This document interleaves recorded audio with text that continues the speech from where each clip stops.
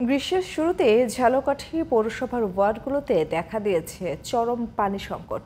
দিনের বেশিরভাগ সময় মিলছে না পৌরসভার সরবরাহ করা পানি।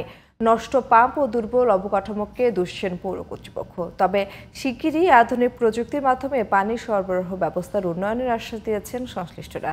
বিস্তারিত জানাচ্ছেন আব্দুল মালেক। দিনের বেলা কোনো পানি নেই, রাত্রেবেলা পানি দেয়, রাত্রে আমাকে পানির দরকার নেই।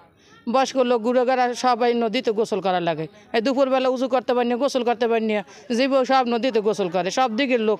পানি টানতে টানতেন কুমুর গাছে গাওয়াই বিল নেতাইলে যদি কই হেলে উঠি কয় আমরা যাইয়া মশার বইলন। এভাবেই পৌর বাসিন্দারা নিজেদের ক্ষোভের কথা জানালেন।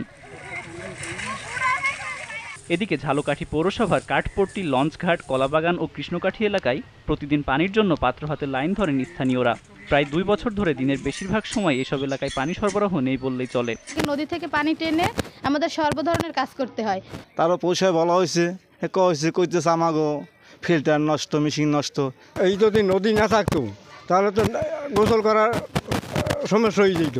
ঝালকাঠি পৌরসভার সরকারি প্রকৌশলী মোহাম্মদ কামরুল হাসান বলেন, পাম্প নষ্ট হয়ে যাওয়ায় পানি সরবরাহের সমস্যা হচ্ছে। তবে খুব দ্রুতই পুরনো প্রযুক্তি বাদ দিয়ে আধুনিক প্রযুক্তির মাধ্যমে নিরবিচ্ছিন্ন পানি সরবরাহ নিশ্চিত করা হবে। লবণাক্ততা এবং লেয়ার নিচে নামার জন্য আমরা চালু করতে পারছি না বা সরবরাহ করতে পারছি না। 7 ডাউন প্রকল্প এগুলিকে পুনঃস্থাপন করবে। তাছাড়া আরও 4টি নতুন পাম্প করবে, 50 কিলোমিটারের উপরে পাইপলাইন করবে এবং বিদ্যুৎ অফিসের সামনে একটি ট্রিটমেন্ট প্ল্যান করবে, যার ফলে ঝালকাঠিবাসী আগামী 2050 সন পর্যন্ত পানির সংকট থেকে উত্তরণ হবে। পানি সরবরাহ সমস্যার স্থায়ী সমাধানে দ্রুত পদক্ষেপ গ্রহণ করবে পৌর কর্তৃপক্ষ, এমনটাই প্রত্যাশা এলাকাবাসীর। আব্দুল মালেক, জিটিভি নিউজ।